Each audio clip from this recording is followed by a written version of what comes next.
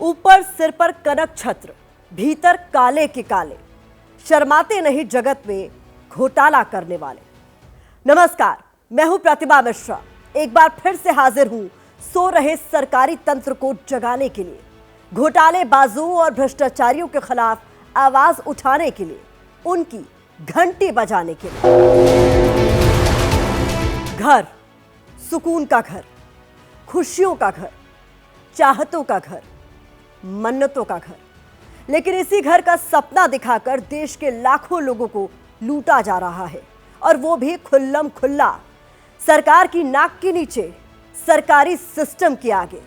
घंटी बजाओ में आज बात ऐसे ही महाठगों की, उन बड़े बड़े बिल्डरों की जिनके धोखे ने हजारों लोगों के अपने घर के सपने को सपना बना दिया।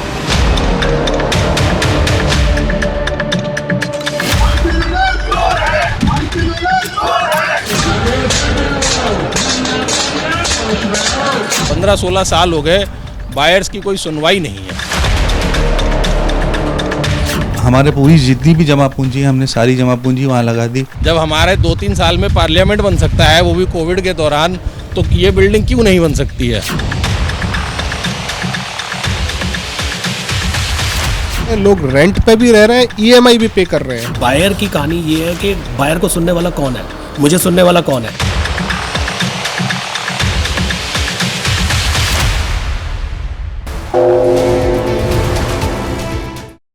अब घर भी नहीं, घर की तमन्ना भी नहीं है।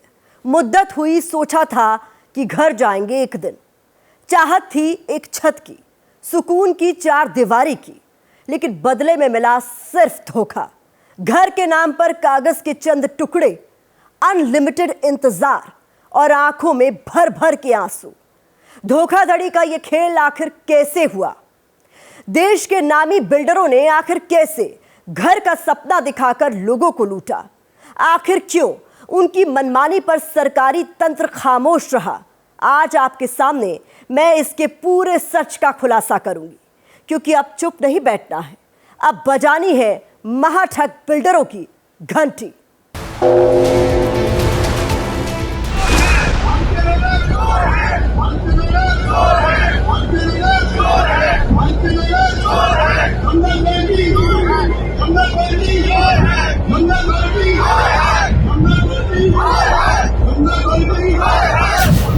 एक घर की ख्वाहिश ने इन लोगों को सड़क पर ला दिया।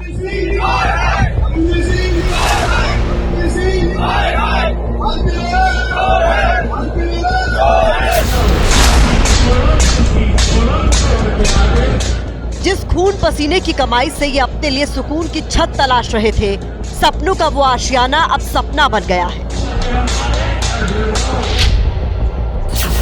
जिंदगी तबाह हो गई है, मेहनत की सारी कमाई फंस गई है, और ये हुआ है सिस्टम को अपना खिलौना समझने वाले बिल्डरों की मनमानी, उनके धोखे से।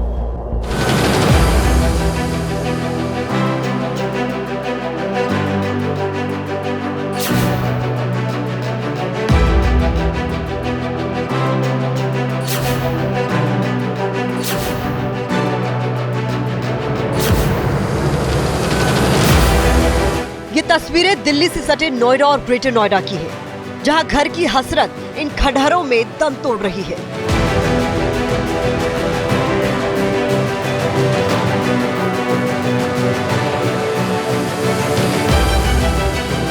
बिल्डरों के झूठे वादे और प्रशासनिक तंत्र के साथ उनकी साठगांठ ने लाखों बायर्स को कहीं का नहीं छोड़ा।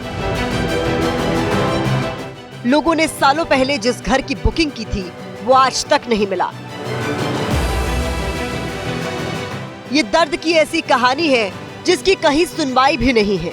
अपने हक की लड़ाई में बायर्स बेचारे अकेले हैं, और बिल्डर इन बायर्स की उम्र भर की जमा पूंजी पर ऐश के दिन काट रहे हैं।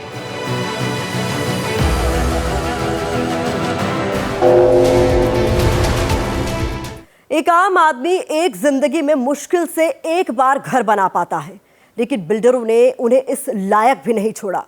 नोएडा और ग्रेटर नोएडा में ऐसे तमाम बिल्डर्स हैं जिन्होंने होम स्वीट होम का सपना दिखाकर लोगों को लूटा है। Supertech Upcountry, Rudra Palace Heights, Mahagun Mywoods phase 3, Gayatri Homes. ये तो बस कुछ ही बड़े बड़े प्रोजेक्ट्स के नाम हैं जहां लोगों ने अपना सब कुछ लगाकर घर बुक किया था, लेकिन वो घर ना तो मिला, ना ही गारंटी है कि इस जन्म में मिल पाएगा भी या फिर नहीं।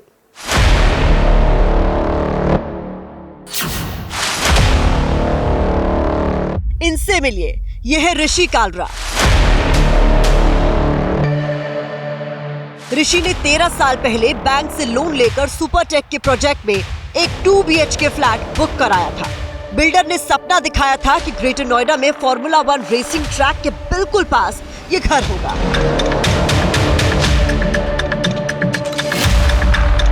प्राइम लोकेशन की चाहत पे ऋषि बिल्डर को पैसा देते गए, लोन की किश्त भी भरते रहे, लेकिन फ्लैट की चाबी आज तक हाथ नहीं आई।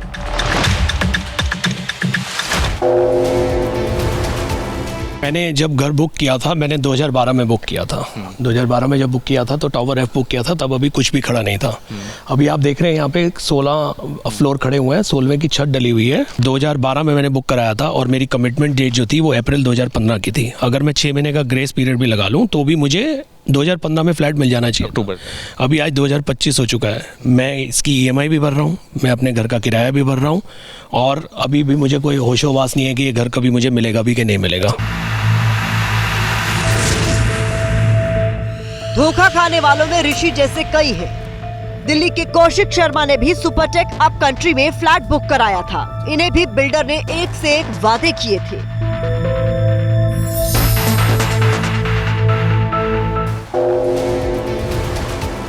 मैंने अपना जो फ्लैट बुक किया था वो मैंने बुक किया था जनवरी 2011 में, जिसमें कि जब वहाँ पर एग्रीमेंट जो कि बिल्डर बायर के बीच में होता है उसमें लिखा गया था कि जो मुझे पोजेशन मिल जाएगा वो सितंबर 2014 तक मिल जाएगा। कौन सा फ्लैट था आपका? मेरा जी टावर A1 में फर्स्ट फ्लोर पे है जी। इस वाले टावर? हाँ जी, सबसे जो पहला टावर है उसमें जो फर्स्ट फ्लोर है उस ये जो ना सामने दिख रही है। हाँ जी, जो सामने दिख रहा है। और हम भी बहुत एक्साइटेड थे कि चलिए कुछ अपना बना लेंगे लाइफ में। उसके लिए लोन भी लिया गया और उसके बाद सिर्फ इंस्टॉलमेंट जाती रही, उस पर इंटरेस्ट लगता रहा और यहाँ पर काम कुछ भी होना बंद हो गया। ये जो आप हालत देख रहे हैं कि काम रुका हुआ और इस तरह का ना ढांचा खड़ा हुआ, कब से लगाता है? ये जी मैं करीबन 2013 से देख रहा हूँ। 2013 से ही यही? हाँ जी, क्योंकि इन्होंने फटाफट से स्ट्रक्चर खड़ा करके, क्योंकि जैसे मेरे पास आपको एक लेटर दिखाऊंगा जहाँ पर इन्होंने फ्लोर वाइज हमसे पैसा लेना था। तो ये हाँ जी, अगर आप ये इंस्टॉलमेंट प्लान देखेंगे जिसमें उन्होंने बता रखा है कि at the time of the booking इन्होंने 1,87,000 रुपये हमसे लेना था। 30 डेज़ फ्रॉम बुकिंग में फिर 1,87,000 रुपये लेना था। फाउंडेशन वर्क पे लेना था, बेसमेंट स्लैब डालने पे, 2nd फ्लोर 5th फ्लोर। तो ये इन्होंने स्ट्रक्चर तो फटाफट खड़ा किया और 19 फ्लोर तक खड़ा कर दिया, जिससे कि 95% पैसा हम सारे बायर से ले लें। अच्छा। ठीक है ना। हम जो उसके बाद का जो पोजीशन है जहाँ पर सिर्फ 5% रह गया है, आज इस 5% पैसे को देने में मेरे को तो कोई दिक्कत नहीं है, बट 15 साल से इनको दिक्कत है मेरे को मेरा फ्लैट देने के लिए। CLP प्लान में बिल्डरों ने न जाने कितनों को फंसाया। लोन की किश्तें खींचने के लिए बिल्डिंग का ढांचा तो दनादन बना दिया, लेकिन बाकी का काम छोड़ दिया। पानी नहीं, बिजली नहीं, लिफ्ट नहीं, कोई कैसे रहे इसमें?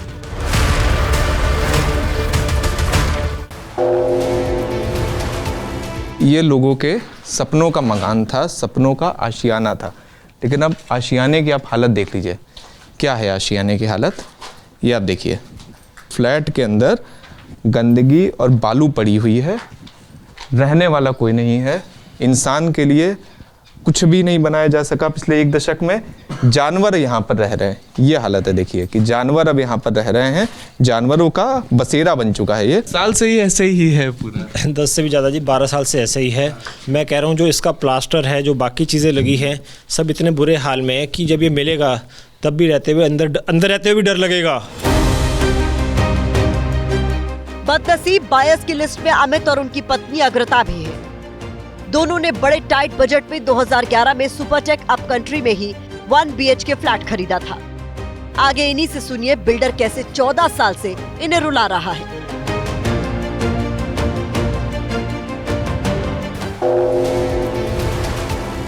2011 के आसपास की बात है। उस वक्त फार्मूला 1 आया हुआ था और सुपरटेक ने बहुत ही वास्ट लेवल पे उसका ब्रॉडकास्ट भी किया था और उन्होंने प्रचार प्रसार भी किया था कि फार्मूला 1 के पास में हम सुपरटेक ऑफ कंट्री के नाम से एक प्रोजेक्ट लेकर के आ रहे हैं और आप इसमें इन्वेस्ट करिए। तो उस वक्त तो उन्होंने बहुत ही लुभावने ऑफ़र दिए थे, तो हम लोगों ने वहाँ पे इन्वेस्ट कर दिया था। अब इन्वेस्ट करते समय उन्होंने हमसे एक बात कह दी कि ठीक है, हम आपको 2 साल में पोजीशन दे देंगे। तो हमने कहा ठीक है, 2 साल पोजीशन दे देंगे, हम लोग वहाँ पे जाके रहने लगेंगे। और पैसे भी दे दिए, धीरे धीरे 3 महीने 2 महीने 4 महीने उन्होंने हमसे डिमांड करते रहे, हम डिमांड सारी देते रहे। देन सारा पैसा उन्होंने ले लिया। जब हमने जाके वहाँ पे चेक किया, वहाँ पे खंडहर के अलावा कुछ भी नहीं बना है। अब हमारे पूरी जितनी भी जमा पूंजी है, हमने सारी जमा पूंजी वहाँ लगा दी। अब हम लोग बेघर बैठे हुए हैं। पिछले 2012 में हमने बुक किया था, 2012 से आज हम 2024 में हैं, अभी तक मुझे अपना फ्लैट नहीं मिल पाया है। हमने पूरे सपने सजाए थे, कहते हैं ना कि सपनों का घर, और वो सपनों में ही रह गया है, वो हकीकत बनी नहीं पाया अभी तक। तो हम लोग मतलब जाते हैं तो वो वैसा का वैसे, हमें उम्मीद होती है कि अब जाएंगे तो थोड़ा बहुत तो कुछ तो अलग दिखेगा, कुछ तो इम्प्रूवमेंट होगा, लेकिन नहीं, वैसा का वैसे ही वो ईंट पत्थर का घर है, उसमें कुछ भी इम्प्रूवमेंट नहीं है। अमित और अग्रता अपने 1 बेडरूम फ्लैट के लिए 14 साल से अथॉरिटी के हर बड़े अफसर के सामने गिड़गिड़ा चुके हैं, लेकिन हर बार नतीजा कुछ नहीं निकलता। हमें ऐसे बायस भी मिले हैं जिन्हें जैसे तैसे घर की चाबी तो मिली, फिर भी नसीब में कोर्ट के चक्कर लिखे थे, क्योंकि बिल्डर ने एक फ्लैट कई लोगों को बेच दिए थे। –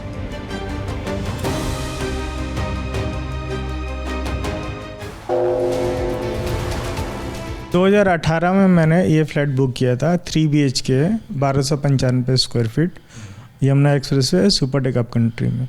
और 2019-25 दिसंबर को हम यहाँ पे शिफ्ट हुए। 2023 एंड के आसपास एक लेटर आता है ACR इंडिया प्राइवेट लिमिटेड के पास से।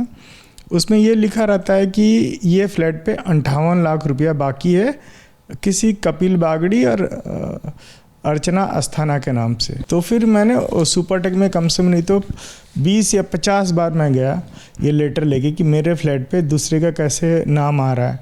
तो उन्होंने बताया कि उसका तो कैंसिल हो गया। उन्होंने उसका cancellation letter, final demand letter सब मुझे उन्होंने दिया कि उसका तो फ्लैट कैंसिल हो गया, उसके बाद हमने आपको दिया है। तो मैं बोले कि उसका पैसा तो वापस नहीं गया। बोले उसकी तो छोटी झूठ, उन्होंने छोटी सी बुकिंग अमाउंट है, वो तो अभी NCLT में आ गई, इसलिए हम नहीं दे पा रहे हैं। 2024 अगस्त से मैं पुलिस पे कंप्लेंट करना चालू किया। मतलब इन्होंने ये करा है, एक ही फ्लैट 2 लोगों को बेच दिया। हाँ, एक फ्लैट पे 2 लोगों का पैसा ले लिया। अब पहले वाला का इन्होंने कैंसिल तो कर दिया, बट पैसा उन्होंने उसको रिफंड नहीं किया। ये सिर्फ नोएडा और ग्रेटर नोएडा की त्रासदी नहीं है। सिस्टम की साठगांठ से लूटने वाले ऐसे बिल्डर देश के हर शहर में हैं, जो लोगों की कमाई पर कुंडली मारकर AC कमरों में बैठे हुए हैं और घर की ख्वाहिश रखने वालों को धूप में भटका रहे हैं। तो बहुत हुआ अब ये भटकना। सिस्टम को जगाइए, ऐसे बिल्डरों को सड़क पर लाइए, उठाइए अपना फोन और इनकी घंटी बजाइए।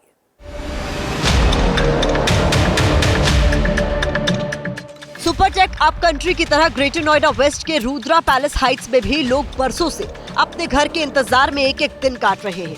ये प्रोजेक्ट जब लॉन्च हुआ था तो वादा था कि 2016 तक पोजीशन दे दिया जाएगा, लेकिन 9 साल हो गए, बिल्डर का वादा पूरा नहीं हुआ।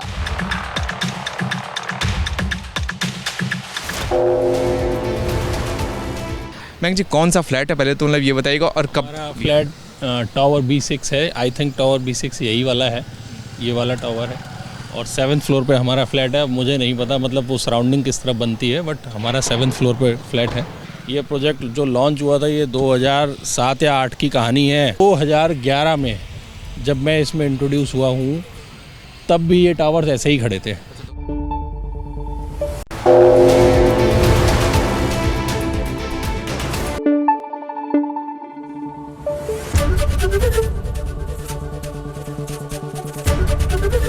ABP न्यूज़ आपको रखे आगे।